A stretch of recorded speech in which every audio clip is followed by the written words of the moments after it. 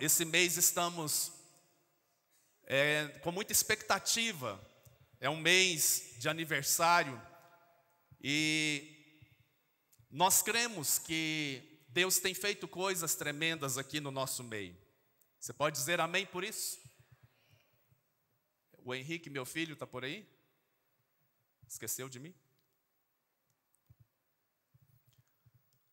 No próximo domingo, exatamente no dia 14, nós completamos 5 anos.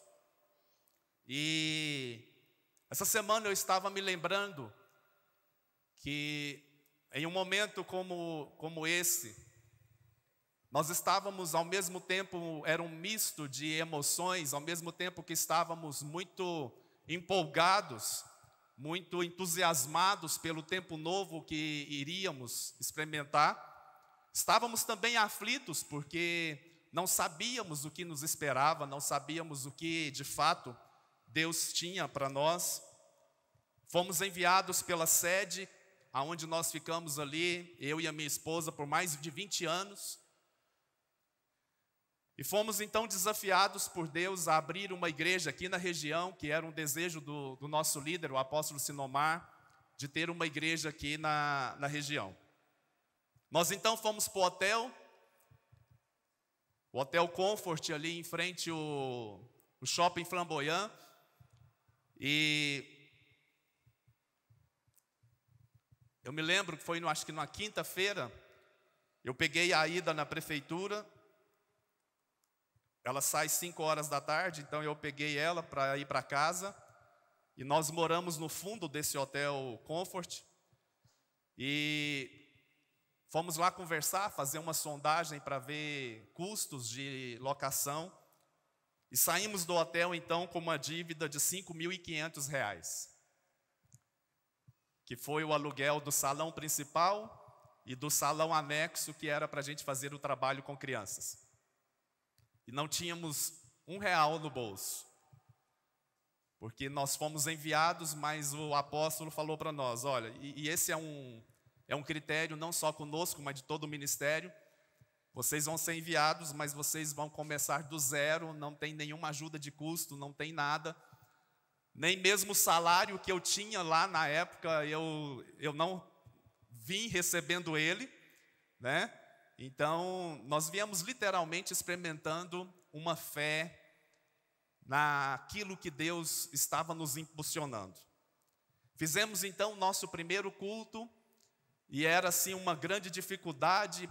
Para vocês terem uma ideia, meu filho, que era o baterista, e é até hoje, o baterista da igreja, junto com o Azaf hoje, mas na época era só ele, nós tínhamos uma bateria eletrônica que ficava lá em casa, e aí todo domingo, às 8 horas da manhã, eu tinha que encher o nosso carro de instrumento, de cabos, de toda uma parafernália lá, colocava no meu carro, ia para o hotel com o Heitor, deixava lá, o Heitor ficava organizando as coisas e eu voltava para pegar a nossa turma.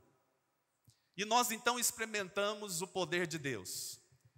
E vivemos ali no hotel tempos bem interessantes, mas era uma estrutura muito formal, no sentido de que estávamos dentro de um ambiente que não era um ambiente tão propício para aquilo, embora o pessoal sempre foi muito cordial conosco, foi sempre muito atencioso.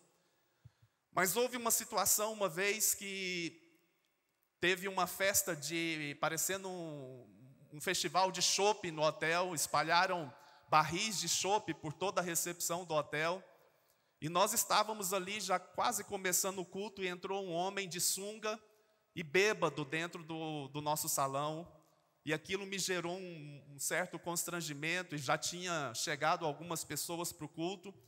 E ali então eu comecei a decidir no meu coração que nosso tempo ali estava se findando.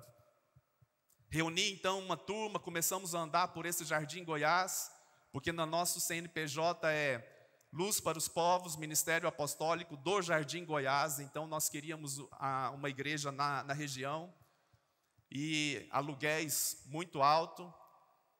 Olhamos um galpão ali atrás da TV Serra Dourada, que na época nos cobraram R$ 12.000 para a locação do galpão, que era bem precário. E aí voltamos para o hotel, mas com aquela inquietação e decididos então a clamar a Deus para que isso acontecesse da parte de Deus. E aí no dia que estavam colocando a placa aqui, um amigo meu passou por aqui no exato momento que a placa estava sendo colocada de alugas. Meu irmão também passando por aqui, ele viu a placa de alugas, e nós então imediatamente ligamos e conseguimos o contato do presidente da associação aqui, pertence a uma associação goiana de direito, a CAD, e nós conseguimos o contato direto dele, então fomos negociar direto, marcamos uma reunião com ele. Fui eu, pastor Marcos, o Pimenta, o Gustavo e esse amigo meu. E ali então nós negociamos e nós mesmos propomos uma planilha de custo dos próximos anos para administrar isso aqui. Isso aqui era completamente abandonado, completamente estragado mesmo. Esse prédio nunca havia sido utilizado, todo destruído.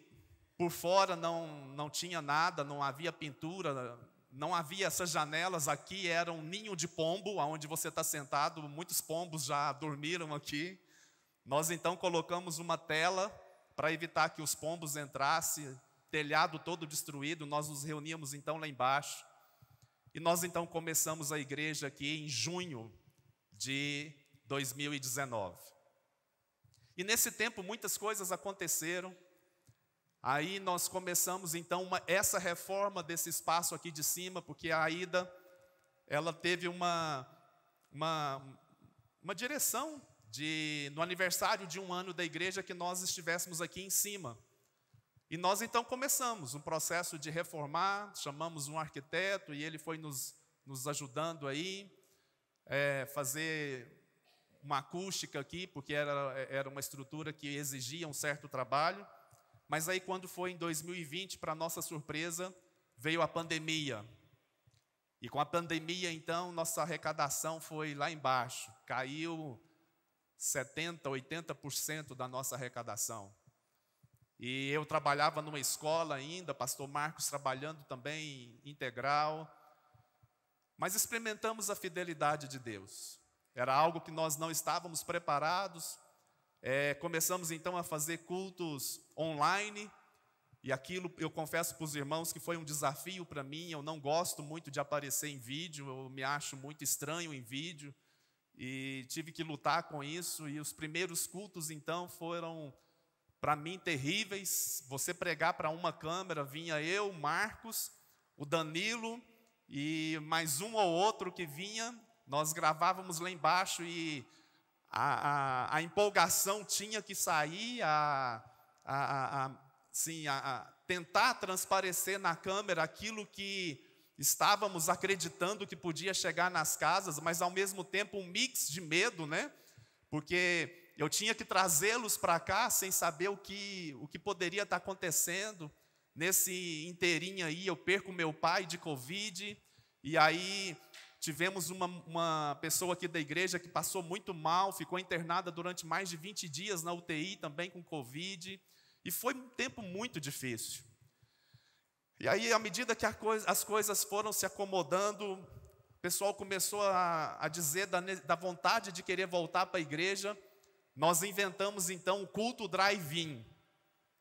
E aí, nesses dias, o que a gente fazia? Como de manhã o sol era bem forte, nós fazíamos um culto de manhã online. No outro domingo nós fazíamos o culto drive-in à noite, aqui na porta, como aqui é floricultura e ela não abre no domingo. A vizinha aqui, ela participava dos cultos ali na varanda da casa dela, então nós fechávamos os dois lados da rua e fazíamos o culto drive-in. Teve um dia que nós fizemos um mutirão de oração, lembram disso? As pessoas entravam com o carro por um lado, saía por outro, e nós, os pastores, apenas estendendo a mão ali, porque nós estávamos sedentos por essa conexão de contato, e eu gosto muito de abraçar e de beijar e de passar a mão na cabeça, do cabelo das pessoas, né, Degmar? De ficar olhando se está tudo em ordem, e eu sentia muita falta daquilo. E nós fizemos então esse culto, as pessoas servimos um kit de ceia. E aí as pessoas pegavam o kit com aquele medo de termômetro ali à disposição, álcool o tempo todo. E nós fomos vencendo. E já chegamos então a 5 anos. E alguns de vocês nem estavam aqui nessa época. E nós então decidimos fazer de todo o mês de abril um mês de comemoração e ao mesmo tempo de reflexão sobre o que é ser igreja e o que é pertencer a uma igreja. E nós então queremos dar hoje a esse start de um período onde nós queremos fazer uma reflexão. Eu escolhi propositalmente um texto que eu quero que ele seja o nosso pano de fundo para as outras mensagens que nós vamos pregar nos próximos domingos, sobre ser e pertencer. Eu escolhi um texto que está lá no livro de 1 Pedro, capítulo 2.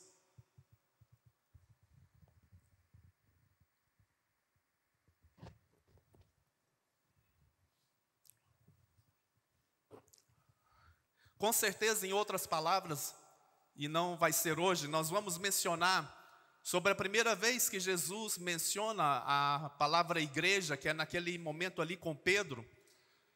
E eu escolhi justamente Pedro, que escreve essa epístola então aqui, porque, se você não sabe, Pedro ele era muito resistente ao cristianismo chegar para outras pessoas que não fossem os judeus.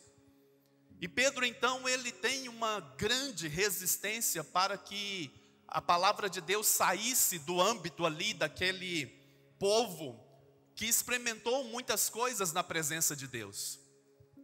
Foi preciso que Deus trouxesse uma experiência a Pedro, quando ele tem uma visão de um lençol caindo com vários animais, e eu também não vou mencionar esse texto aqui, mas Pedro, então, a Bíblia fala que não foi apenas uma visão, é como se ele tivesse um êxtase, como se ele tivesse tido uma experiência meio que de um arrebatamento ali, e ele tem aquela percepção muito forte, e a partir dali, então, a cabeça de Pedro começa a se abrir para que o evangelho chegasse a outros povos que não fossem os judeus. Mas não foi assim tão simples. Você vai ver em Gálatas, por exemplo, Paulo, ele tem um encontro que não foi um encontro tão, digamos assim, amigável com Pedro, porque Pedro, quando ele estava sozinho perante um grupo, ele estava comendo ali com os gentios, que são as pessoas, gentios são chamados aquelas pessoas que não eram judeus, todos aqueles que não eram judeus eram chamados de gentios.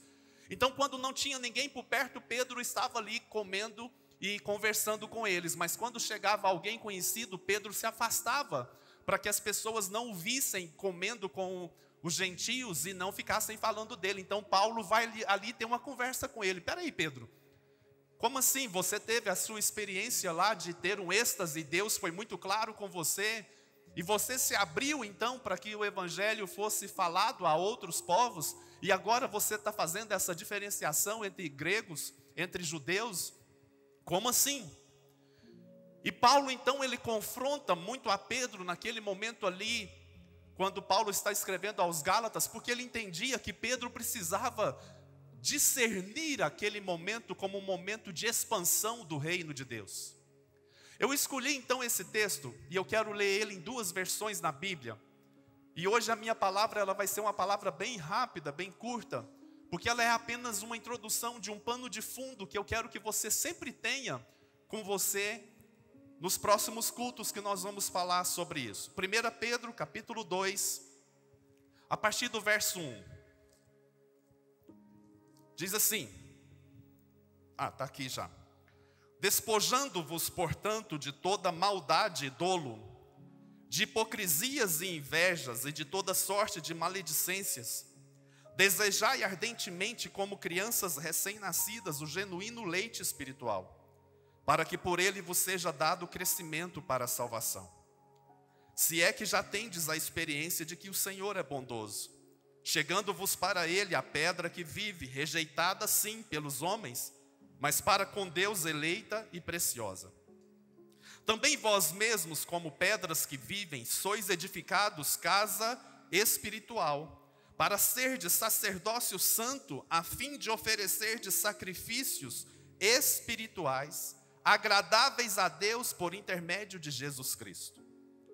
Pois isso está na Escritura: eis que ponho em Sião uma pedra angular, eleita e preciosa, em quem nela crê, não será de modo algum envergonhado. Para vós outros, portanto, os que credes, é a preciosidade, mas para os descrentes, a pedra que os construtores rejeitaram, essa veio a ser a principal pedra angular, e pedra de tropeço e rocha de ofensa. São estes os que tropeçam na palavra, sendo desobedientes para o que também foram postos. Vós, porém, sois raça eleita, sacerdócio real, nação santa, povo de propriedade exclusiva de Deus, a fim de proclamardes as virtudes daquele que vos chamou das trevas para a sua maravilhosa luz. Nós gostamos muito de profetizar e de declarar apenas o verso 9, mas a gente precisa entender o Pedro que escreve toda essa carta, e aí eu preciso que você vá lá para o capítulo 1 dessa epístola, para você entender para quem Pedro está escrevendo. Pedro, apóstolo de Jesus Cristo, aos eleitos que são forasteiros da dispersão, no ponto aqui é uma cidade, Galácia, Capadócia, Ásia e Bitínia. Ou seja, Pedro então ele abre o seu coração e ele escreve uma carta para pessoas que não eram judeus, para dizer isso que está aqui na carta que nós lemos, que finaliza dizendo isso: vós, quem? Forasteiros da dispersão, que estão no ponto, que estão na Galácia, na Capadócia, na Ásia e na Bitínia. Vocês são raça eleita, sacerdócio real, nação santa, povo de propriedade exclusiva de Deus, a fim de proclamardes as virtudes daquele que vos chamou das trevas para a sua maravilhosa luz. Pedro entendeu a grandeza do poder de Deus de alcançar essas pessoas. Eu quero ler esse mesmo texto nessa Bíblia, a Mensagem. Bom, temos que reformar essa Bíblia.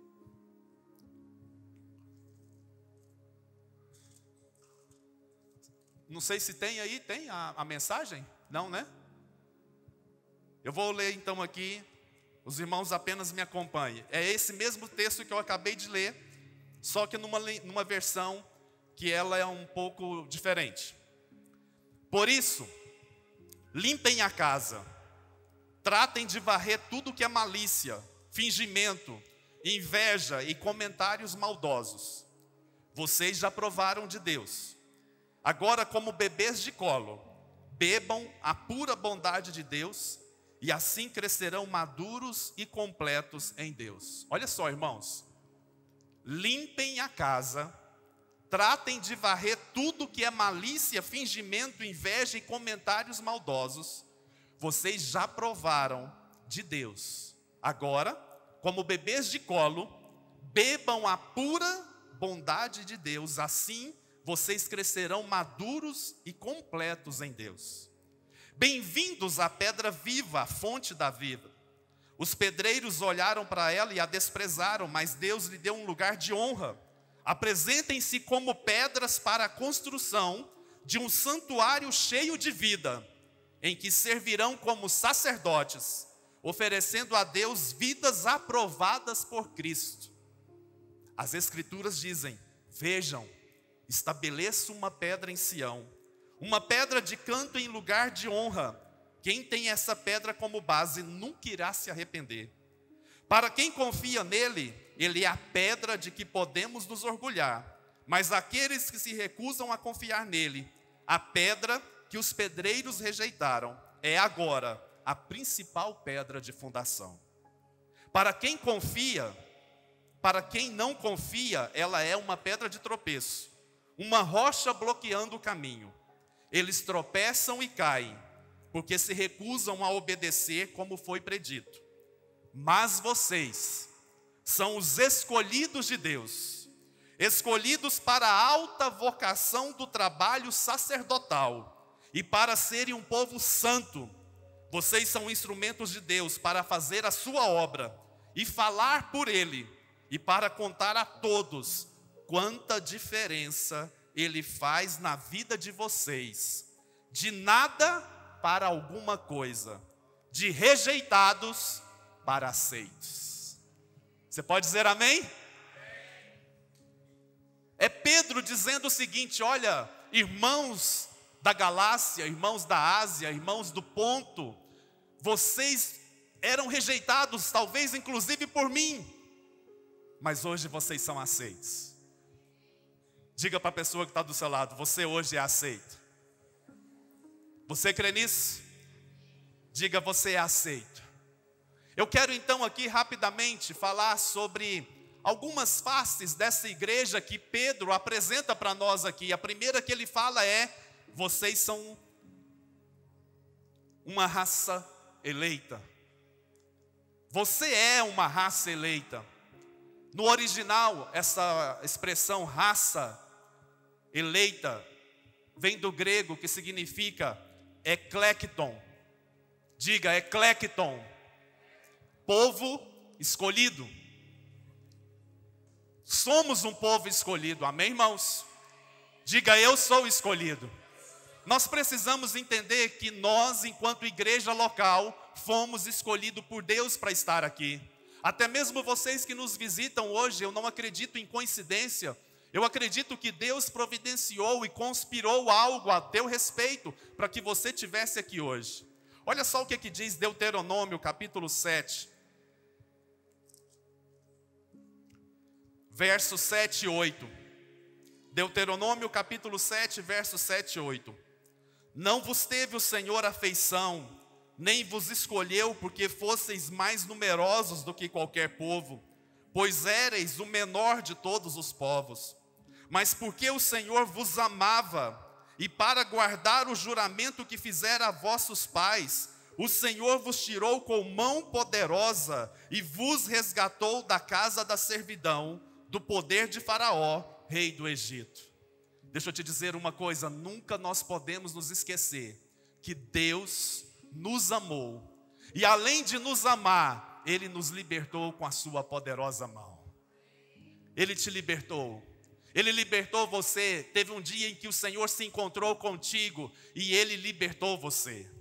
A segunda característica que Pedro nos apresenta aqui é que esse povo que ele está falando, além de ser uma raça eleita, era um sacerdócio real.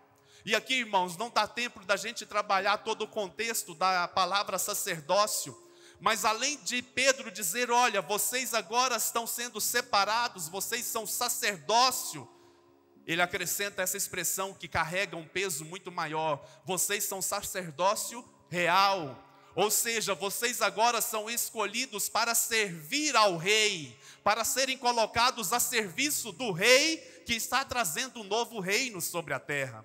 Então eu posso dizer para você que, além de participarmos da natureza real de Deus, nós carregamos a responsabilidade de manifestar o reino de Deus. Você carrega essa responsabilidade de manifestar o reino de Deus na terra. Não é quando formos para o céu, é na terra, é agora, é nesse exato momento. E aí, Russell Shedd, que foi o homem que escreveu essa Bíblia, Vida Nova, que eu tive o privilégio de conhecê-lo pessoalmente em São Paulo, junto com a minha esposa, ele diz o seguinte: esses filhos do rei não devem viver ociosamente, nem exultar com a glória de sua honra. Antes, são vocacionados para o ministério pontificial, que vem do latim ponte, mediadores. Hoje, todos os que participam do sacerdócio, em virtude da adoção da família real de Deus, devem servir mediante a intercessão, que é uma ponte de comunicação, mediante o serviço, que é uma ponte de realização, e mediante a demonstração prática do amor. O que Russell Shedd está nos dizendo aqui é o seguinte: olha, filhos de Deus não podem ficar ociosos na igreja. Fala assim, fala Jesus. Fala assim, fala comigo, Jesus. Fala, coloca vergonha na minha cara. Fala, irmãos, coloca vergonha na minha cara. Para mim parar de ficar só sentado. Por que os irmãos não estão falando? Fala, coloca vergonha na minha cara. Para mim não ficar só sentado. Porque eu não fui chamado só para assistir culto. É simples. Eu só não sei se os irmãos vão voltar domingo que vem. Mas é simples assim. O que Russell Shedd está nos dizendo aqui é o seguinte, olha, os filhos de Deus que foram comprados pelo preço de sangue e foram inseridos nessa família real, eles não podem ficar ociosos. E muito menos se gloriar da honra de serem chamados filhos de Deus e sacerdócio real. Eles devem ser colocados como pontes, mediadores de um povo que precisa ser alcançado. De um povo que precisa ser também trazido para essa família sacerdotal. De um povo que também precisa ser colocado e inserido dentro desse projeto de Deus chamado Reino dos Céus. Você pode dizer amém por isso? A terceira característica que Pedro nos apresenta aqui é falando que nós somos nação santa. Na constituição da palavra nação, no contexto secular dela, diz o seguinte: é um grupo de pessoas que pertencem a uma comunidade humana por falarem a mesma língua e compartilharem uma cultura e uma história comum. Nação é um grupo de pessoas que pertencem a uma comunidade por falarem a mesma língua e compartilharem uma cultura e uma história em comum. Então nós entendemos que, por sermos agora vistos e chamados por Pedro como nação santa, nós somos um grupo de pessoas que temos uma história em comum e que temos também uma língua que é comum. Nós precisamos falar a mesma língua, nós precisamos seguir o mesmo propósito. E para isso eu quero ler com você Efésios capítulo 4, verso 5 e verso 6. Efésios, capítulo 4, verso 5 e verso 6.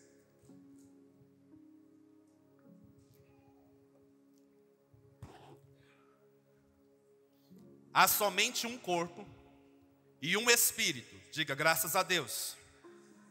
Como também fostes chamados numa só esperança da vossa vocação, há um só Senhor, uma só fé, um só batismo, um só Deus e Pai de todos, o qual é sobre todos, age por meio de todos e está em todos. Paulo aqui está nos falando, olha, nós servimos a um único Deus e Ele é o Pai de todos nós. Então eu preciso que você entenda que nós somos chamados para ser, qual é o primeiro que nós vimos? Os irmãos estão aí? Qual é a primeira característica da igreja que nós vimos? Lá da carta de Pedro? Raça eleita, depois nação santa, e agora o que nós vamos ver? Diga, povo de propriedade exclusiva de Deus. Se eu falo que eu sou dono de algo, qual é a maneira de eu ser proprietário de algo? Se essa Bíblia aqui é minha, como que ela se torna minha? Eu tomo posse, tá? Mas de uma maneira prática, só existe duas formas. Ou eu ganho, ou eu compro. Concorda? Para algo ser meu e eu poder dizer que essa Bíblia é minha, ou eu comprei, ou eu ganhei. Tudo bem aí, irmãos? A Bíblia está falando que nós somos propriedade exclusiva de Deus. Por que nós somos propriedade exclusiva de Deus? Diga, porque Ele nos comprou. E Ele nos comprou por qual preço? Deixa eu te dizer uma coisa, Ele não fez uma negociação de mercado, aonde ele foi lá e leiloou você pelo preço mais barato, por um lance qualquer. O preço que foi exigido por você foi o preço que ele pagou na cruz, que se chama sangue de Jesus. Então nunca permita que o diabo ou qualquer pessoa usada pelo diabo coloque na sua mente de que você não tem valor, de que você não é alguém importante, de que você não tem nenhum valor, ou talvez o seu valor é insignificante, porque você vale tudo aquilo que um Deus poderia derramar na terra através do seu Filho, chamado Jesus Cristo, que derramou o sangue dele por mim e por você. Então vire para a pessoa que está do seu lado e fala assim: você vale muito. Mas fale mais uma vez, diga: você vale muito. E só para você não pensar que eu estou falando mentira, o próprio apóstolo Pedro, ele vai nos dizer isso, lá no capítulo 1, verso 18 e 19. Olha só, 1 Pedro, capítulo 1, verso 18 e 19. Sabendo que não foi mediante coisas corruptíveis, como prata ou ouro, que fostes resgatados do vosso fútil procedimento que vossos pais vos legaram, mas pelo precioso sangue, como de cordeiro sem defeito e sem mácula, o sangue de Jesus. Levante as suas mãos e diga: eu fui comprado pelo precioso sangue de Jesus. Diga: eu fui salvo, porque Deus resolveu me comprar por um alto preço. Você pode dizer amém por isso? Diante desse pano de fundo, então, irmãos, de que nós somos todas essas características que nós estamos vendo aqui, que Pedro está nos apresentando, todas essas características de que nós somos raça eleita, nós somos sacerdócio real, nós somos nação santa e nós somos povo de propriedade exclusiva de Deus. Nós precisamos entender que todas elas nos remetem a uma certeza: vida cristã é uma vida relacional. Vida cristã não é uma vida isolada, não é uma vida independente aonde você se autodefine igreja, aonde você se autodefine filho de Deus e resolve viver como uma ilha. Não. Vida cristã nos remete, não tem como fugir disso, a uma vida relacional. Foi o que Pedro disse no começo do capítulo 2, quando ele fala lá o seguinte: olha, despojando-vos, portanto, de toda maldade, dolo, hipocrisias, invejas e de toda sorte de maledicências. Deixa eu te perguntar uma coisa: se você é uma pessoa isolada e vive sozinha, você precisa fugir disso? É incoerente, não é, irmãos? Se eu vivo sozinho, por que é que eu vou me despojar de maldade? Maldade comigo mesmo? Eu vou me despojar de dolo, eu vou me despojar de hipocrisia, de inveja, eu vou me despojar de maledicência? Agora deixa eu te perguntar uma coisa: quando nós convivemos num grupo, numa comunidade, isso é fácil de acontecer? É ou não é, irmãos? Não deveria, mas é. Se a gente não vigiar, logo a gente é pego falando mal um do outro. A gente é pego às vezes fazendo um comentário que começa a ser algo sem nenhuma, como que eu diria, maldade, mas termina com maldade. Talvez você pode olhar para mim aqui e falar assim: não combinou, está muito claro, está muito azul.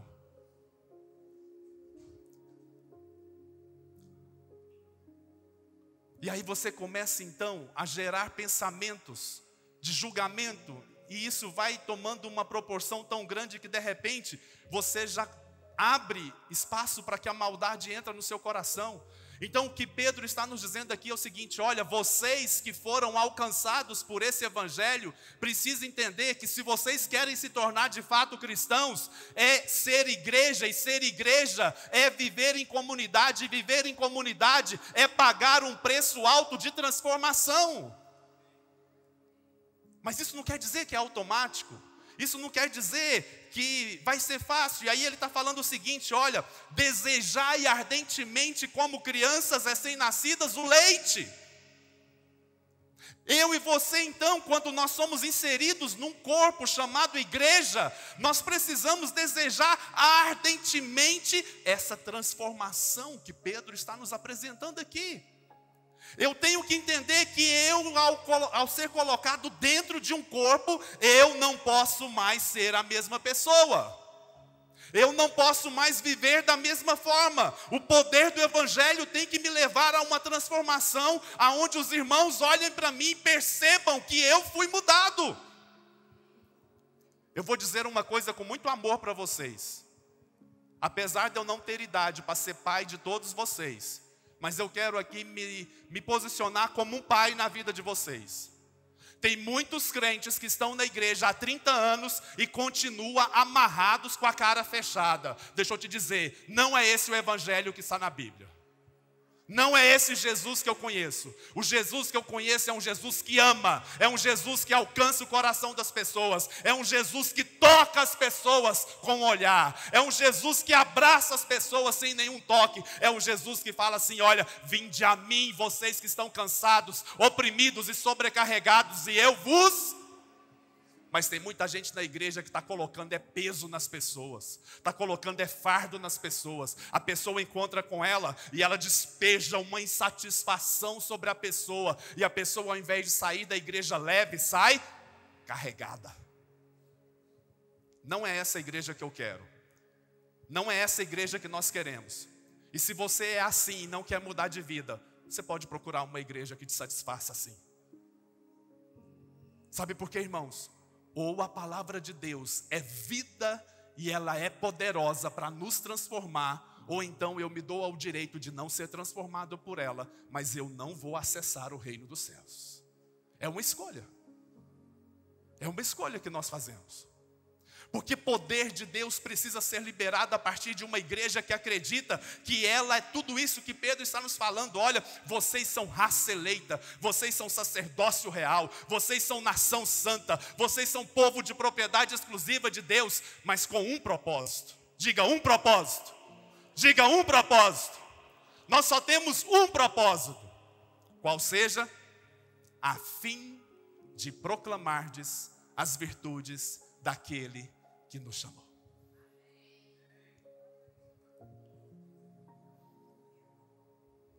Vós, porém, verso 9, sois raça eleita, sacerdócio real, nação santa, povo de propriedade exclusiva de Deus, a fim de proclamardes as virtudes daquele que vos chamou das trevas para a sua maravilhosa luz. Só existe um propósito, qual seja, eu preciso proclamar as virtudes daquele que me transformou, para que outras pessoas também desejam estar na igreja, para também serem transformados por aquele que me transformou.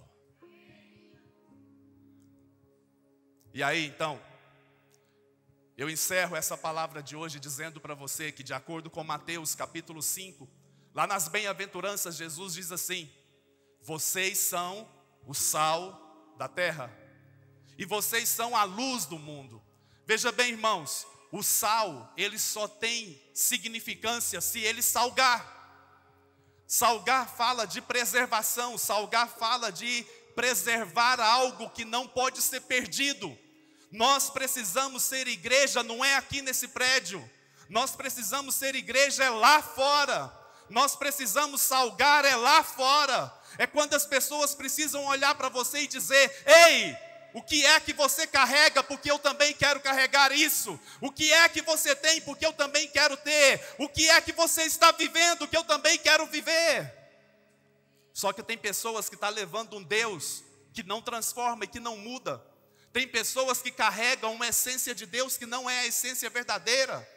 Luz fala de trazer uma dissipação das trevas. Luz fala de você simplesmente trazer uma...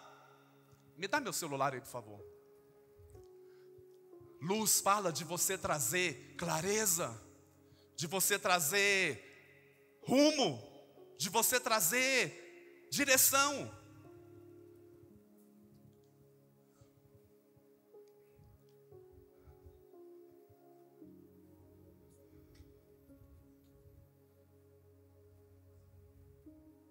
Só porque tinha que ser rápido, ele não é agora.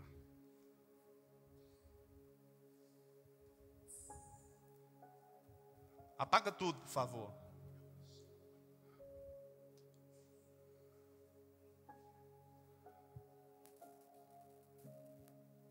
Você precisa entender que quando a palavra de Deus fala para você ser luz, ela está falando para você ser isso aqui, ó. Porque é que não funciona. Aí. Muda ou não muda, irmãos? Muda ou não muda?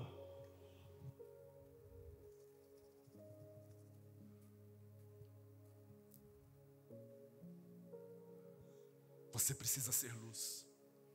Você precisa trazer direção. Você precisa ser resposta para o mundo. O mundo precisa olhar para você e falar assim: eu vou seguir essa pessoa, porque ela está me mostrando que há um caminho que vale a pena ser seguido. Eu vou seguir essa pessoa porque ela está me mostrando que vale a pena deixar tudo para trás e seguir por onde ela está seguindo. É isso que é ser luz, irmãos. Não adianta ser luz aqui na igreja, porque aqui na igreja nós já somos direcionados. É importante ser luz lá fora, porque nós somos a resposta que o mundo precisa.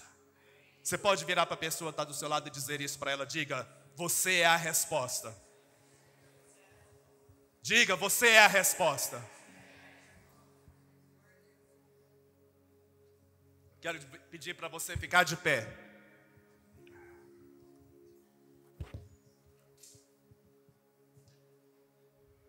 Quantos acreditam que pode ser resposta na vida de alguém? Diga amém. Quantos acreditam que Deus pode usar você na vida de uma pessoa? Você acredita mesmo? Feche os seus olhos, por favor. Eu quero propor um desafio para nós aqui enquanto igreja. O que nós vimos aqui, o apóstolo Pedro nos ensinando é: vocês precisam acreditar. Vocês que não conheceram Jesus como eu conheci, vocês que não caminharam com Jesus como eu caminhei, vocês que não viram Ele mandar eu sair do barco, vocês que não experimentaram o poder dele como eu experimentei, vocês precisam acreditar. Você é raça eleita, você é nação santa, você é sacerdócio real, você é um povo de propriedade exclusiva de Deus. Ei, deixa eu te dizer uma coisa: Ele te comprou para que você seja tudo isso que eu estou falando para vocês. E tudo que eu estou falando para vocês é para que você vá e anuncie para outras pessoas. Feche os seus olhos. Eu quero propor um desafio aqui. Nos próximos 21 dias, nós teremos os 21 dias de consagração e jejum, por 4 pessoas que nós estaremos orando. Essa primeira semana, o nosso jejum vai ser de ausência total de refrigerante, sucos e todo tipo de açúcar, inclusive do café. Não vale adoçante. Tudo bem, irmãos? Você está comigo? Quem está comigo, levanta a mão. Quem não está comigo, levanta a mão. Quem não vai fazer o jejum, levanta a mão. Isso significa que todo mundo vai fazer o jejum. Dançou. Você está falando isso diante de Deus. Pedrão, você vai fazer, Pedrão? Vai fazer. Qual que é o jejum então, irmãos? Nada de refrigerante, nada de suco, nada de açúcar. Ok? Que mais? Nós vamos orar por 4 pessoas. Não é 4 pessoas que estão na outra igreja, não. Não quero mudar de aquário, não, irmãos. São 4 pessoas que você sabe que não conhecem a Deus e que você gostaria de anunciar as virtudes de Deus na vida dessa pessoa. Você pode fechar os seus olhos aí e pedir para o Espírito Santo ministrar ao seu coração quem são essas pessoas. E se você ainda não tem o papel, nós temos papel de oração por 4 ali no fundo. Ou você pode anotar no seu celular, no seu bloco de notas aí. E você vai todos os dias dessa semana de oração e jejum. Você vai clamar a Deus e dizer: Senhor, eu declaro que as virtudes de Deus alcancem o coração dessa pessoa. Que o Senhor se revele a ela e que o Senhor se mostre a essa pessoa como o Senhor é grande e poderoso. Pai, em nome de Jesus, como igreja aqui, nós nos apresentamos diante do Senhor. Nós consagramos esse tempo de jejum e oração, aonde nós estaremos orando por essas vidas, aonde nós estaremos clamando aos céus, para que o Senhor alcance o coração dessas pessoas, como um dia o Senhor nos alcançou, Pai. E nós queremos pedir que o Senhor estabeleça sobre nós um clamor de intercessão, Pai, por estas pessoas. Um clamor que gere, ó Deus, os céus se movimentando em favor dessas vidas, Pai. E nós declaramos que nós experimentaremos um grande poder e manifestação da graça do Senhor, ó Deus, sobre estas vidas, Pai. Em nome de Jesus, nós oramos por estas vidas, oramos por salvação, oramos pela libertação, oramos por um derramar de amor, de graça e de poder sobre essas vidas, em nome de Jesus, Pai. Em nome de Jesus.